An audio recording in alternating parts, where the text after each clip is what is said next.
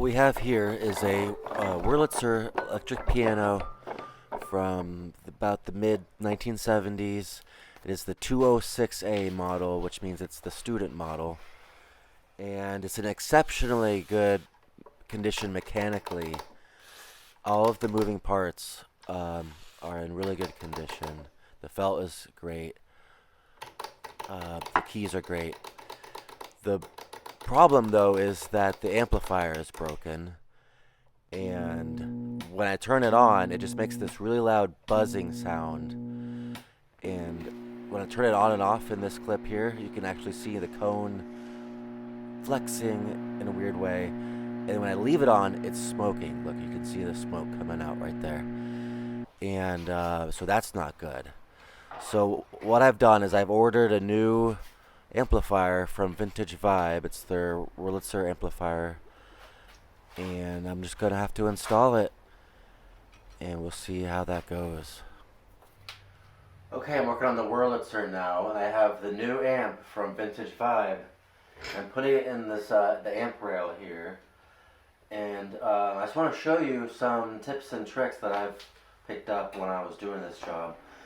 And you know, this should be like supplemental to Vintage Vibe's instructions and video on how to install this amp. But let's take a look. Okay, one thing that I'm disobeying from the instructions here is I'm not removing this rail.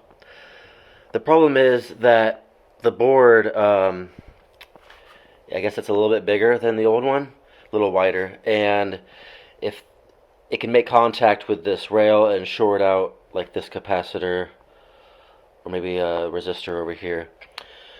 And so the instructions say to remove it and to instead just use foil tape for shielding. But I figured I could do a little bit better, and I instead see if I can get it on the camera here. I put little washers.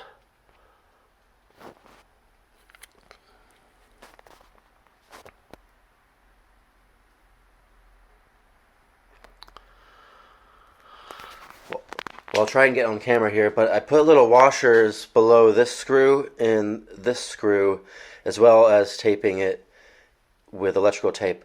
And now there's a pretty good air gap, and there's no problem with anything connecting.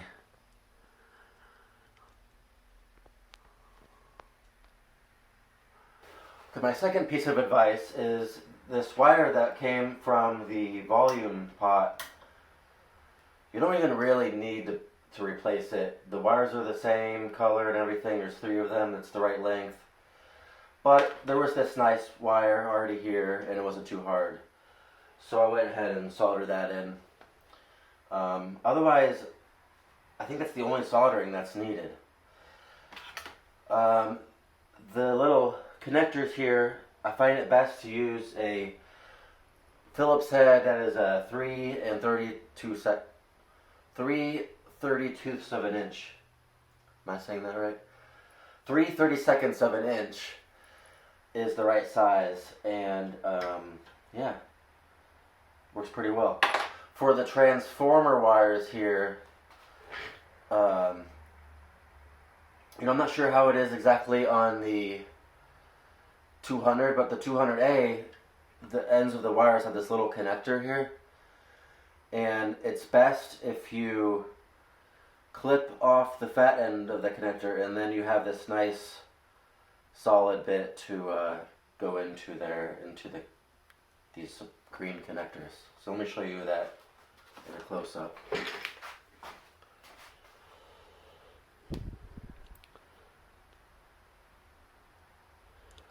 So if you just cut off that connector in half, then you'll have a really good connection.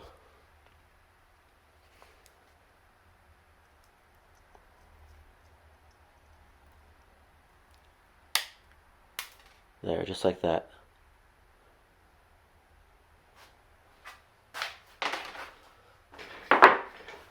Alright, I'm going to put this back on the Wurlitzer now and start connecting the rebar to it.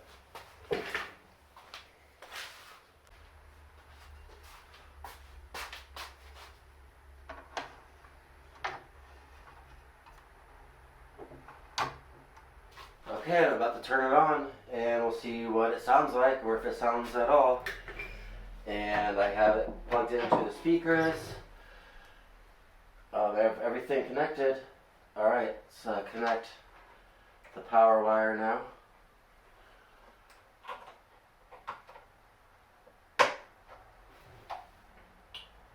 And then let's turn it on.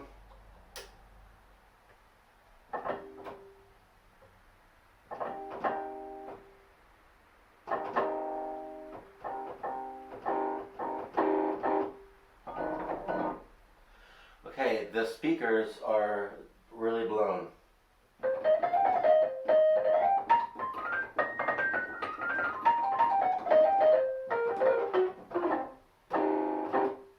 Last time I saw the speakers, they were smoking. I should probably make sure they're not smoking right now. Oh, there we go.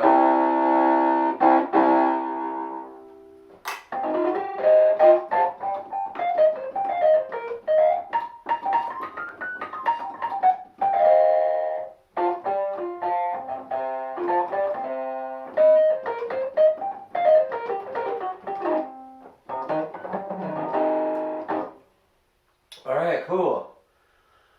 It works. Maybe the speakers are starting to warm up a little bit.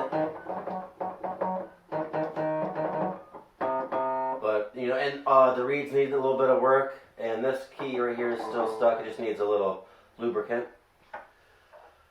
Cool. Yeah, I gotta say that the speakers are definitely messed up. Here, listen to this.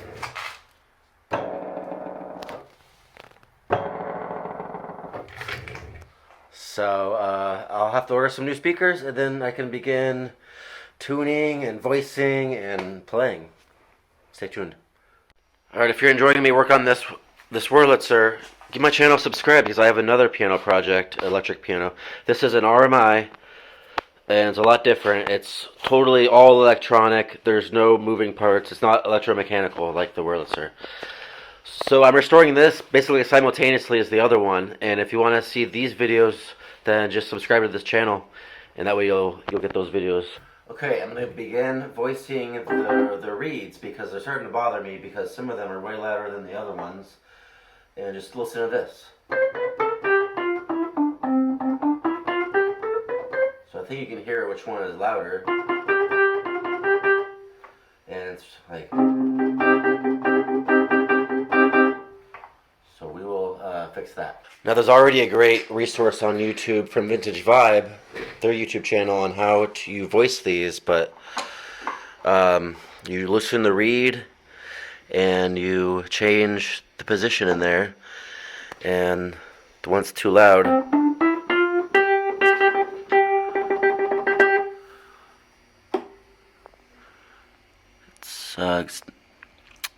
yeah, it's not perfectly in the middle, so I'll just fix that, and then we'll see if it's any better.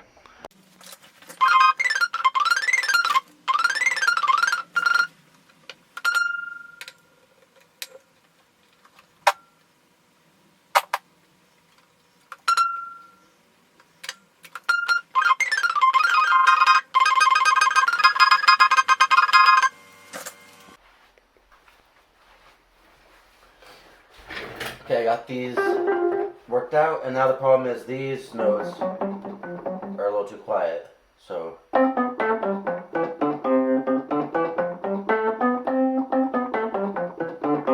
if you look at them, they have huge globs of solder on them compared to the ones next to them, which don't have hardly any. So here, so it's these ones here, well, and this one as well. And the pyramids of solder on there are very big compared to the ones next to it, which ring a lot nicer. So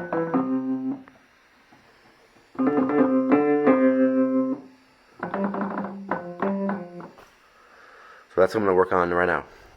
And I'm going to try and do the opposite what I did with these notes. I moved it as far away from the edges as I could, and this time I'm going to move it closer to one side.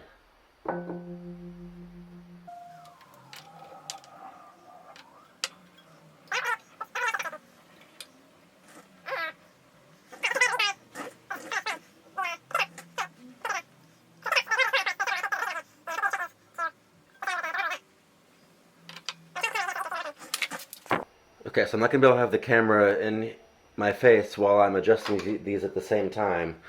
But here you can see what I'm working on, and I can loosen this and then kind of move it around, and it needs to be, it's supposed to be right in the middle of this slot here.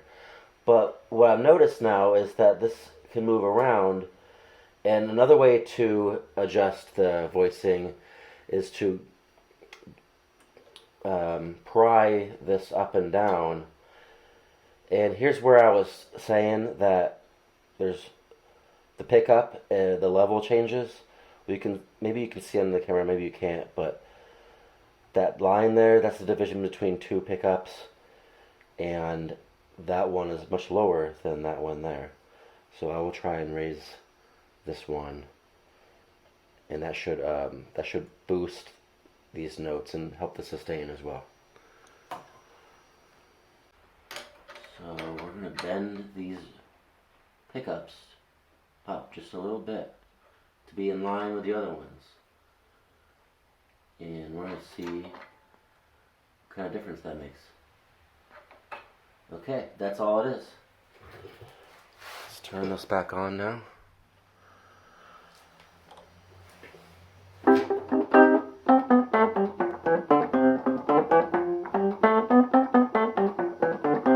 That did not make the difference I was hoping for.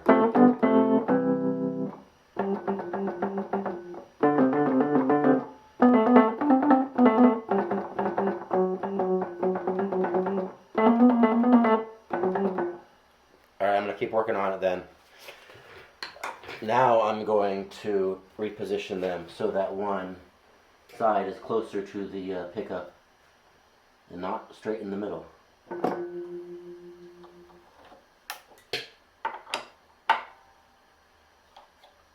Sorry if my arm and my hand is in the way of your viewing. There we go. Just moved it just slightly.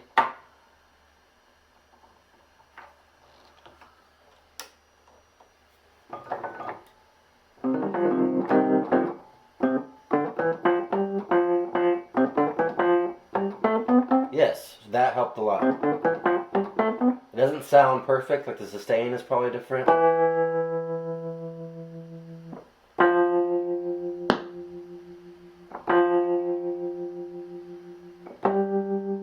But it sounds better than that one. So now I'll do it to this one.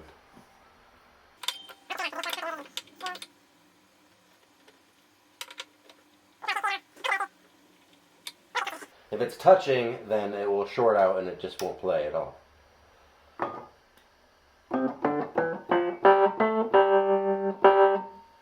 that's too close.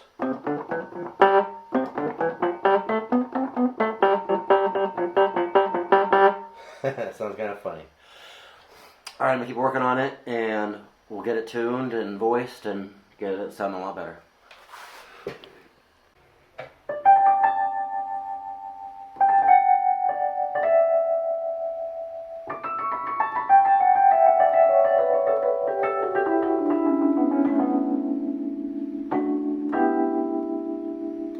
It's raining outside, so it was perfect to play this song.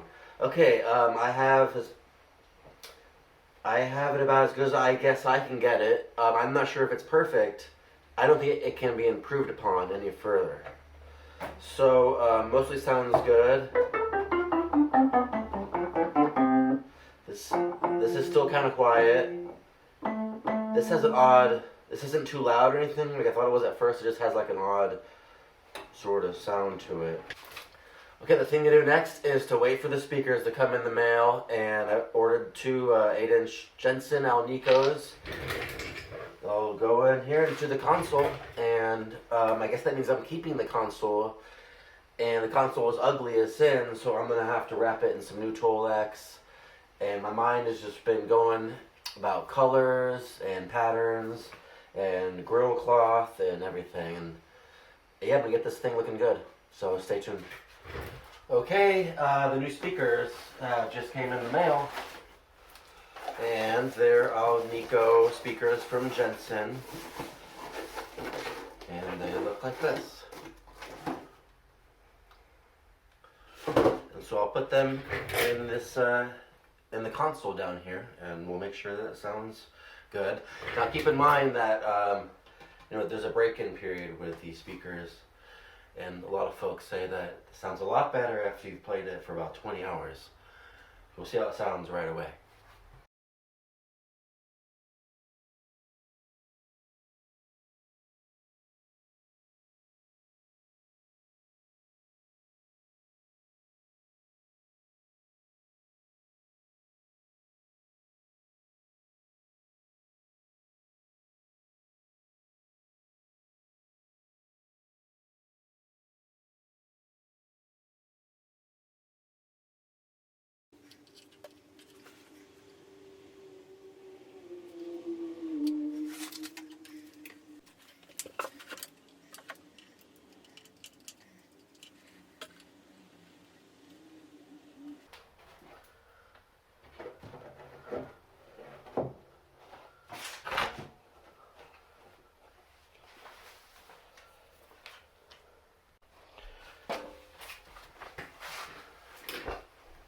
Okay, we're back now. I have the speakers installed. I have the amplifier unplugged. I will turn the speaker cutoff switch from off to on, and then I can begin to play. Before I do, I want to explain that I bought the 4 ohm speakers. I wired them in series to get 8 ohms. The minimum on this amp is 4 ohms. So I was flip-flopping back and forth if I wanted to do 4 ohms or 8 ohms. I went with 8 ohms, just be on the safe side. Play it safe. Well, let's give it a shot. One thing to note, that the speaker is not broken in at all. It's brand new out of the box. And a lot of guys say that it takes like 20 hours for the speaker to be fully broken in. But obviously, at some point you just have to turn it on and start playing.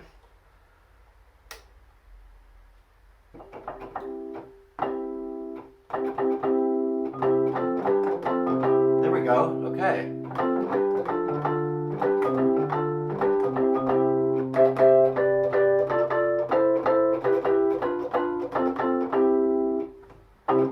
Alright, so it's not blowing me out of the water with volume, but that was to be expected. I mean, the original amp was like around 10 or 15 amps probably, so they wouldn't have exceeded that because they would have had to have not blown out the OEM speakers.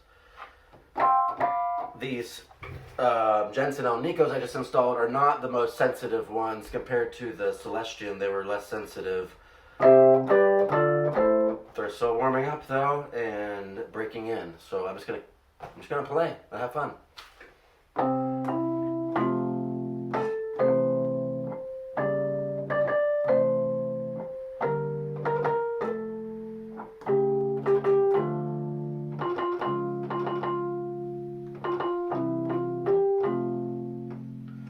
So right now it sounds very clean. There's very little bite, bark, distortion, whatever you want to call it. But it just occurred to me that there's an adjustable resistor that you use to control the output volume beyond just the... This is max.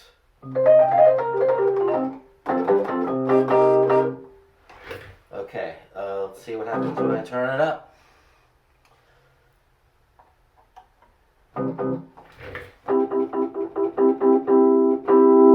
Okay, there was a lot more volume. There was a lot more to go. This is max.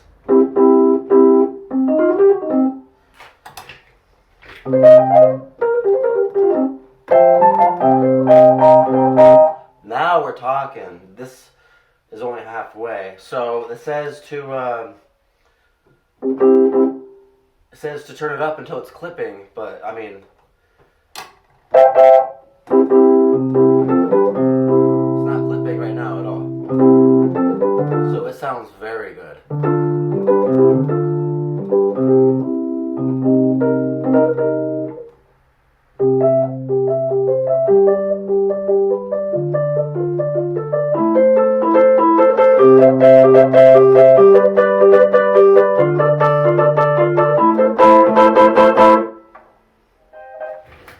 Okay, I have some good news and some bad news.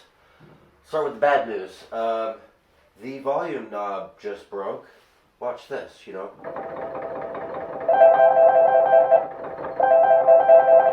So it's all or nothing. Nothing, all. So I keep going, it doesn't get louder. That should be loud. And then it's just off. So that's the bad news. The good news is I just got a new one. Ordered it from Tropical Fish.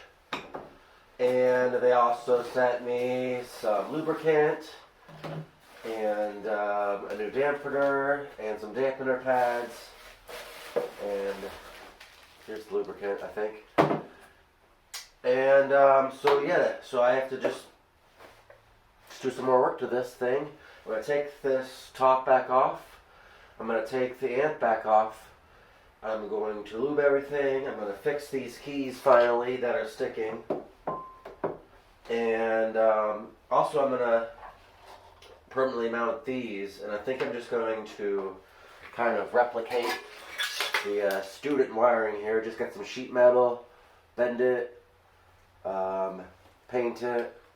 Get some little holes in the side here for some jacks, because I have the headphone jack and the auxiliary jack.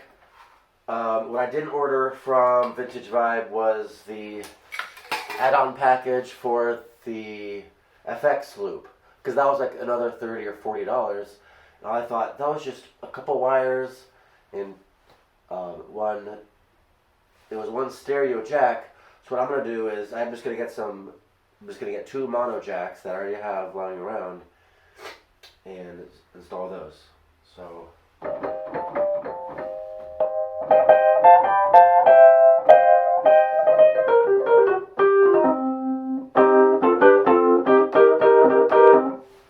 let's get to it.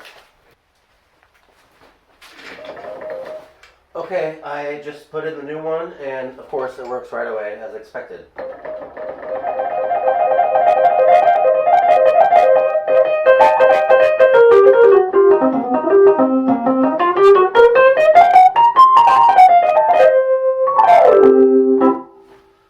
Cool. Alright, so I'm going to pop off this lid here, and I'm going to take this amplifier board off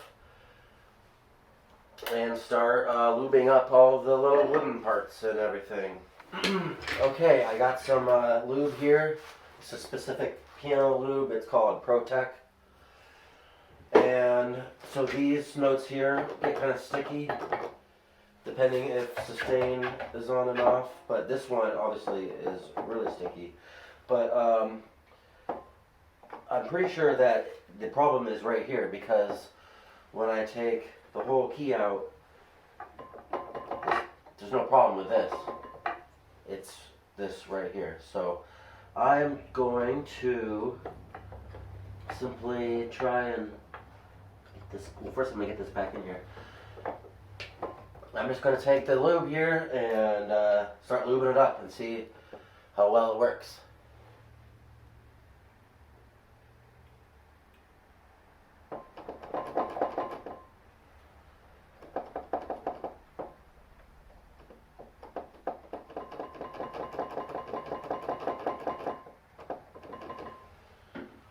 Okay, it didn't work. I'll come back to that one. Let's try this other one because these work, but when I have the sustain on, there, that one sticks. So I think the weight of the jacks is helping. The weight of all of these mechanisms up here is helping, but when the sustain is on, that weight isn't applied. So let's try it now.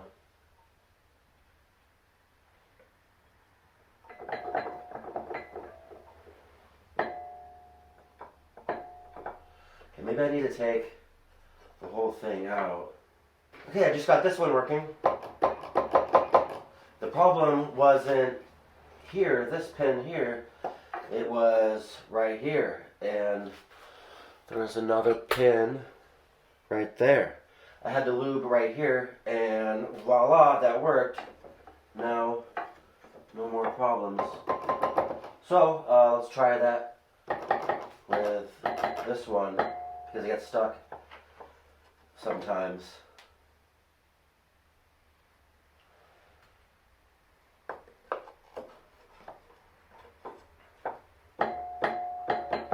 Ta-da! So the smart thing to do would probably be to apply this lube to all of the keys in the same spot right here. And that's probably what I'll just do. And I'll go one at a time. Alright, I have everything lubed up and working. I have this finally working now.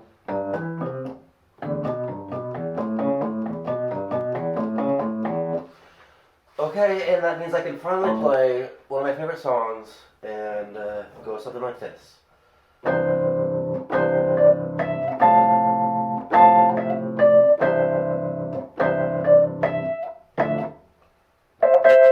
Let's turn it up a little bit.